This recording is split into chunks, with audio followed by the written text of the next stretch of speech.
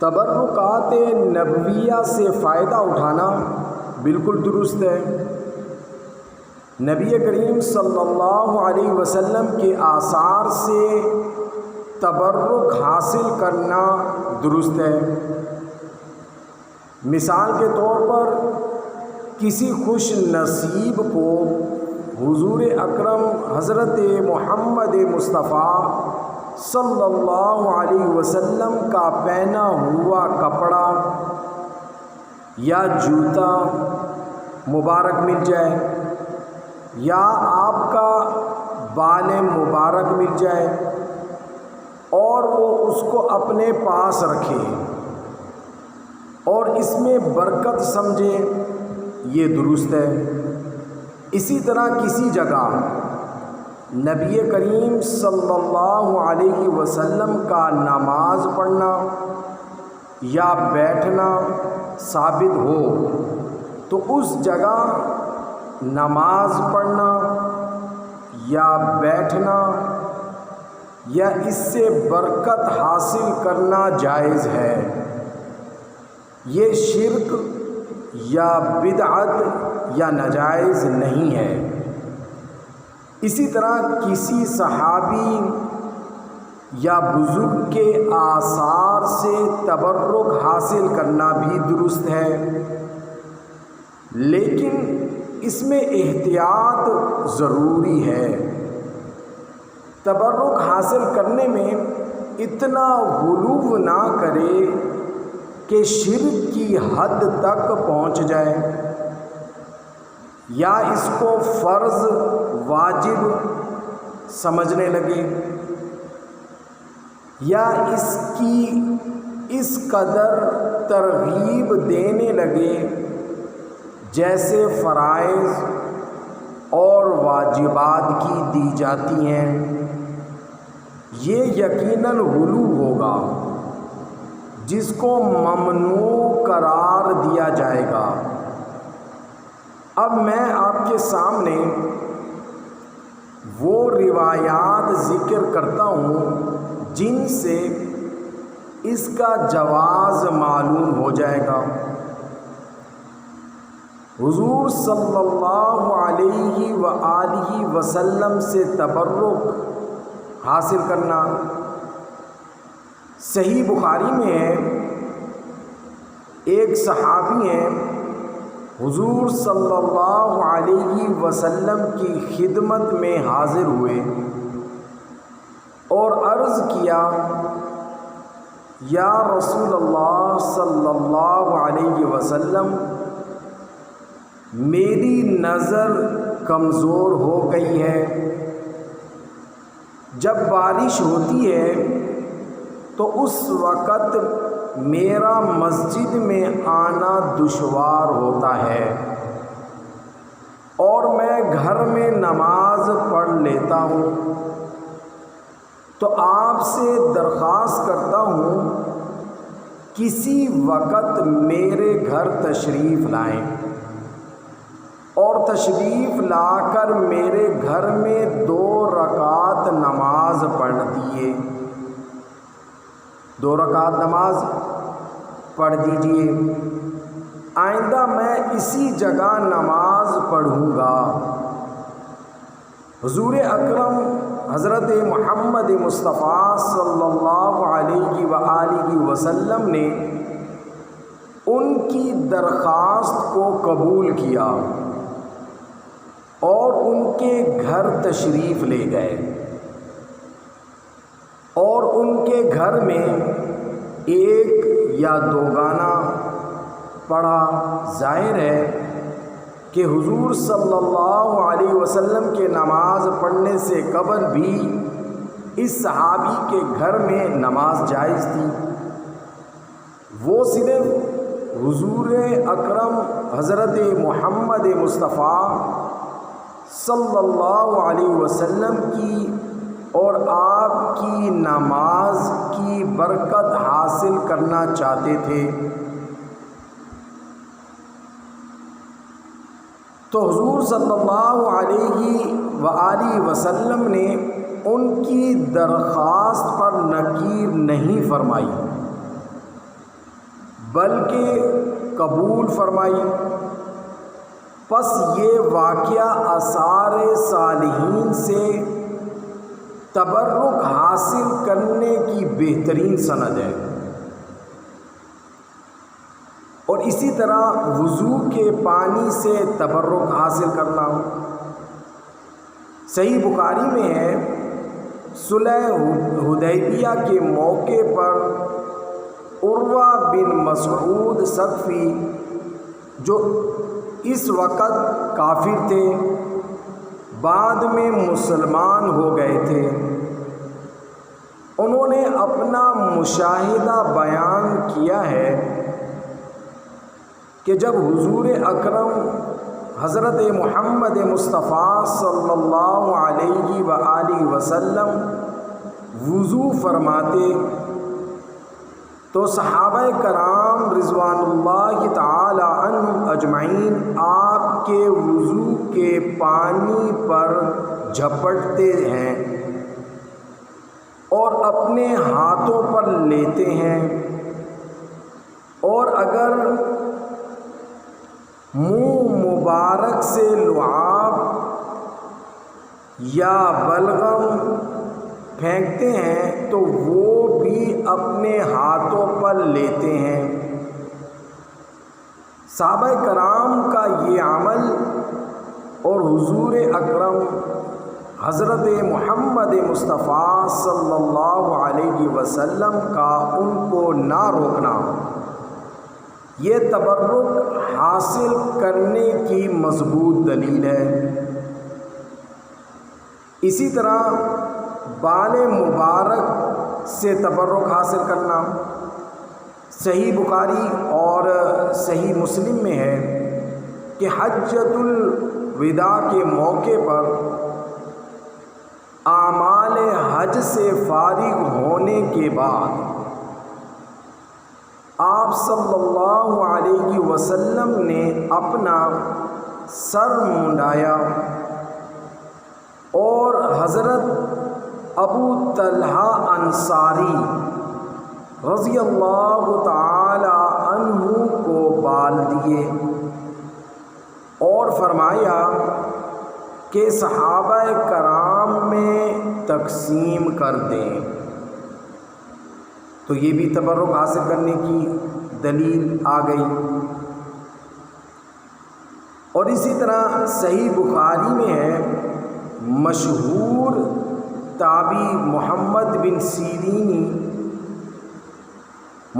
بن سیرین نے عبیدہ السلمانی سے کہا ہے کہ ہمارے پاس حضور اکرم حضرت محمد مصطفیٰ صلی اللہ علیہ وسلم کا ایک بال مبارک ہے جو ہمیں حضرت انس رضی اللہ تعالی عنہ کے ذریعے سے حاصل ہوا ہے۔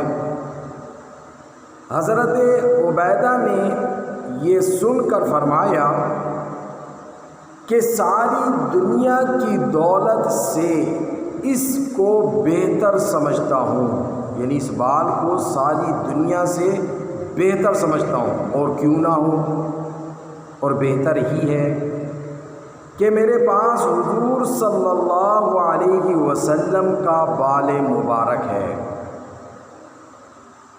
حضور اکرم حضرت محمد مصطفیٰ صلی اللہ علیہ وآلہ وسلم کے کپڑے سے تبرک حاصل کرنا۔ صحیح بخاری میں ہے،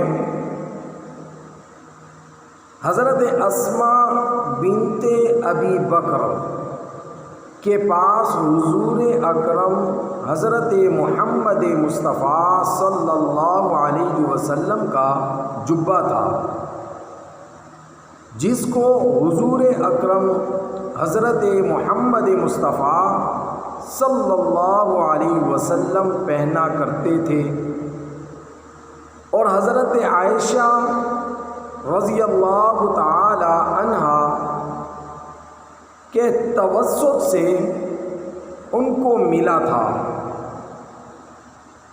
حضرت اسماء فرماتی ہیں کہ اس کو ہم پانی میں بھگو دیتے اور پانی بیماروں کو پلا دیتے تو بیمار شفا یاب ہو جاتے۔ یہ بھی دلیل ہے کہ تبرکات نبویہ سے فائدہ اٹھانا بالکل درست ہے، شرک نہیں ہے، بدعت نہیں ہے، جائز ہے، ناجائز نہیں ہے، لیکن ایک حد میں ہو، اس کو واجب نہ سمجھا جائے، اس کو فرض نہ سمجھا جائے، اس میں غلو اختیار نہ کر لیا جائے، اور جو بتایا جا رہا ہے اس کا ثبوت بھی موجود ہو۔ بال مبارک سے تبرک حاصل کرنا، صحیح بخاری میں ام المؤمنین حضرت ام سلمہ رضی اللہ تعالی عنہ کے پاس حضور اکرم صلی اللہ علیہ وآلہ وسلم کے بالوں کا مجموعہ تھا، جس کو انہوں نے چاندی کی نلکی میں ڈال رکھا تھا۔ جب کسی شخص کو نظر لگ جاتی یا بیمار ہو جاتا تو پیالے میں یا ٹب میں پانی لے آتا۔ حضرت ام سلمہ رضی اللہ تعالی عنہ نلکی کو پانی میں ڈال کر ہلا دیتی اور مریض اس پانی کو پی لیتا یا بدن کو مل لیتا تو اس کو شفا ہو جاتی۔ تو یہ تبرکات نبویہ میں سے۔ اور اسی طرح لعاب مبارک سے تبرک، شمائل شریف میں ہے کہ ایک دفعہ حضور اکرم حضرت محمد مصطفیٰ صلی اللہ علیہ وسلم نے حضرت ام سلیم رضی اللہ تعالی نے مشک کا منہ کاٹ کر رکھ لیا تاکہ اس سے تبرک اور شفا حاصل ہو۔ اسی طرح ایک دفعہ حضور اکرم صلی اللہ علیہ وسلم نے حضرت کبشہ رضی اللہ تعالی جو ایک صحابیہ ہیں ان کے گھر میں بھی مشک سے منہ لگا کر پانی پیا تو انہوں نے بھی مشک کا منہ کاٹ لیا۔ یہ کس لیے تھا؟ تبرک اور شفا حاصل کرنا اس سے مقصود تھا۔ اور یہ بھی لکھا ہے، ملا علی قاری رحمۃ اللہ علیہ نے فرمایا ہے کہ یہ منہ کاٹ کر کیوں رکھا مشک کا، کہ یہ ہو سکتا ہے کہ اس میں ایک تو یہ ہو کہ تبرک حاصل کرنا ہو، دوسرا یہ ہو کہ کوئی اس کی توہین نہ کرے اس لیے ہو۔ یہ دونوں باتیں اس میں ہو سکتی ہیں،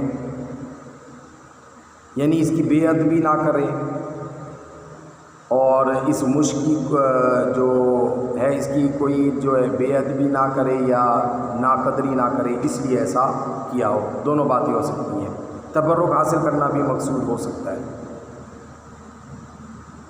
تبرک حاصل کرنے کا خاص طریقہ، صحیح مسلم میں حضرت انس سے روایت ہے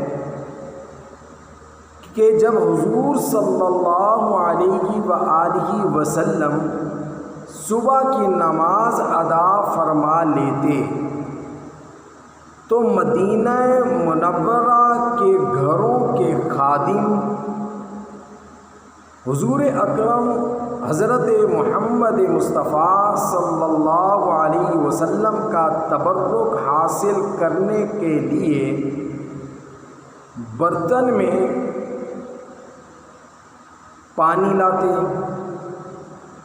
تو آپ اپنا ہاتھ مبارک پانی میں ڈال دیتے اور پانی کو متبرک بناتے۔ اگر تبرک حاصل کرنا درست نہ ہوتا تو آپ برتنوں میں ہاتھ مبارک نہ ڈالتے بلکہ ان کو منع فرماتے۔ تو یہ بھی تبرکات نبویہ سے فائدہ اٹھانا درست ہے، اس کی دلیل ہو گئی۔ اور اسی طرح ہاتھ مبارک کی برکت، کیونکہ تبرکات کے بارے میں ہمارا یہ بیان چل رہا ہے، حضرت سمرہ بن مغیرہ جن کی کنیت ابو محذورہ ہے، ان کی چوٹی کے بالوں کو حضور صلی اللہ علیہ وآلہ وسلم نے اپنے ہاتھوں میں لیا تھا ان کی چوٹی کو۔ اس وجہ سے انہوں نے ساری زندگی چوٹی کے بال نہیں کٹوائے۔ اس کا سبب بھی تبرک تھا، بال مبارک کی حفاظت۔ اب اس سے بھی یہ بھی دیکھیے بڑی اہم دلیل ہے۔ کفار سے ایک جنگ میں عین لڑائی کے وقت حضرت خالد بن ولید رضی اللہ تعالی عنہ کی ٹوپی گر گئی۔ انہوں نے اس کو حاصل کرنے کے لیے، یعنی اس ٹوپی کو حاصل کرنے کے لیے اپنی جان کو سخت خطرے میں ڈال کر بہت خون ریزی کی۔ جب بعض صحابہ نے ان کے اس جوش پر نکیر کی تو فرمانے لگے کہ میرا غصہ اور جوش صرف ٹوپی کی وجہ سے نہ تھا۔ یا حضرت خالد بن ولید رضی اللہ تعالی عنہ فرما رہے ہیں، بلکہ ٹوپی میں حضور اکرم حضرت محمد مصطفیٰ صلی اللہ علیہ وسلم کے بال مبارک تھے، جن کی برکت سے مجھے محروم ہونا منظور نہ تھا اور نہ کافروں کے ہاتھ میں ایسی مبارک شے دینے کو دل گوارا کرتا تھا۔ اور اسی طرح تبرک حاصل کرنا، دیکھیں نشست سے تبرک حاصل کرنا، کہ حضور اکرم حضرت محمد مصطفیٰ صلی اللہ علیہ وسلم منبر پر تشریف فرماتے تھے۔ منبر شریف کے جس حصے پر آپ صلی اللہ علیہ وسلم تشریف رکھتے تھے، بیٹھتے تھے، اس حصے پر حضرت عبداللہ ابن عمر رضی اللہ تعالی عنہ نے اپنا ہاتھ رکھا اور پھر اپنے منہ پر پھیر لیا۔ اب دیکھیں نشست مبارک سے بھی تبرک حاصل کیا جا رہا ہے۔ یہاں پر میں امام مالک رحمۃ اللہ علیہ کے بارے میں آپ کو کچھ بتانا چاہتا ہوں کہ امام مالک رحمۃ اللہ علیہ فرمایا کرتے تھے کہ میں مدینہ منورہ میں کسی سواری پر نہیں سوار ہوتا۔ امام مالک رحمۃ اللہ علیہ مدینہ منورہ میں کسی سواری پر سوار نہیں ہوتے تھے، کیونکہ مجھے، فرماتے ہیں امام مالک، کیونکہ مجھے اللہ تعالیٰ سے حیا آتی ہے کہ جس دھرتی میں جناب رسول اللہ صلی اللہ علیہ وسلم ہے، اس کو میں جانور کے پاؤں سے روندوں۔ امام مالک رحمۃ اللہ علیہ فتویٰ دیا کرتے تھے، جو شخص مدینہ منورہ کی پاک زمین کو ردی اور ناقص قرار دے، اس کو 30 کوڑے مارے جائیں اور اس کو جیل میں ڈال دیا جائے۔ دیکھیں ادب کتنا تھا۔ اور اسی طرح جائے نماز سے تبرک حاصل کرنا۔ صحیح بخاری میں ہے، حضرت عبداللہ ابن عمر اور ان کے صاحبزادے جب مدینہ منورہ سے مکہ مکرمہ کی طرف سفر کرتے تو جس راستے سے حضور صلی اللہ علیہ وآلہ وسلم نے سفر کیا تھا اسی راستے پر سفر کرتے۔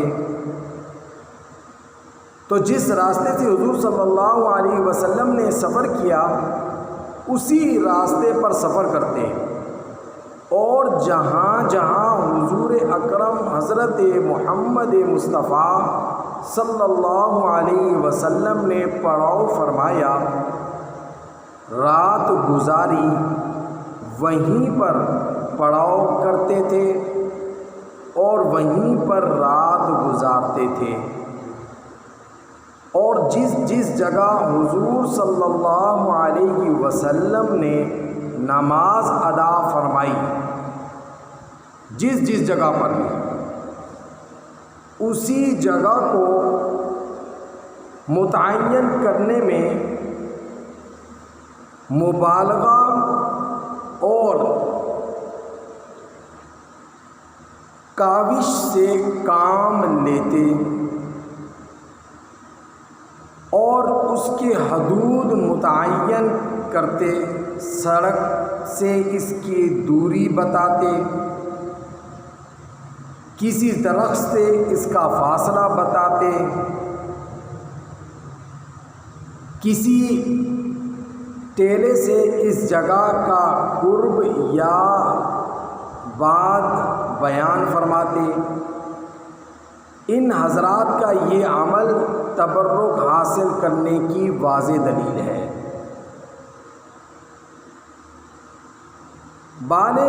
یہاں پر میں نے آپ کو یہ بیان کیا ہے کہ رسول اللہ صلی اللہ علیہ وسلم کی تبرکات سے فائدہ اٹھانا بالکل درست ہے،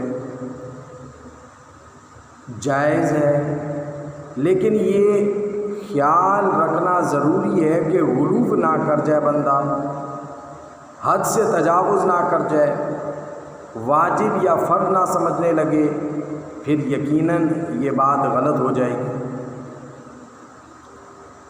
یہاں پر اب یہ بات بھی سمجھ لیجئے کہ حضور صلی اللہ علیہ وسلم کے بال مبارک کی، چپل مبارک کی یا تبرکات مبارک کی توہین کرنا یہ کفر ہے۔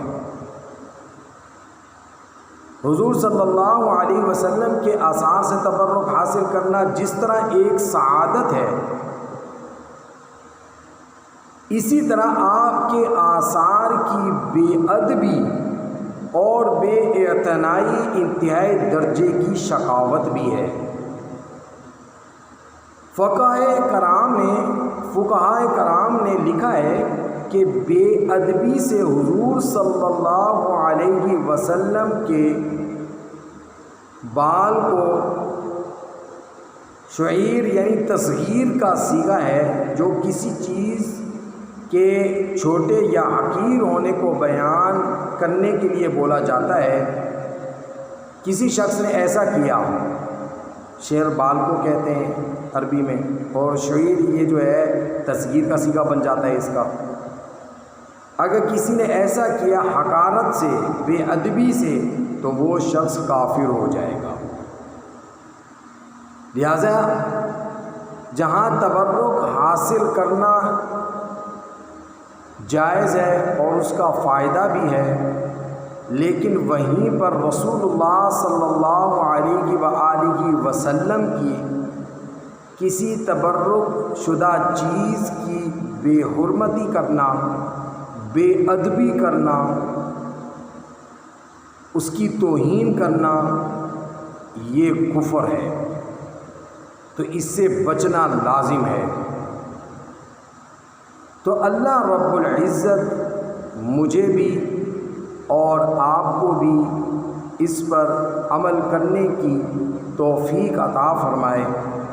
وآخر دعوانا ان الحمد للہ رب العالمین۔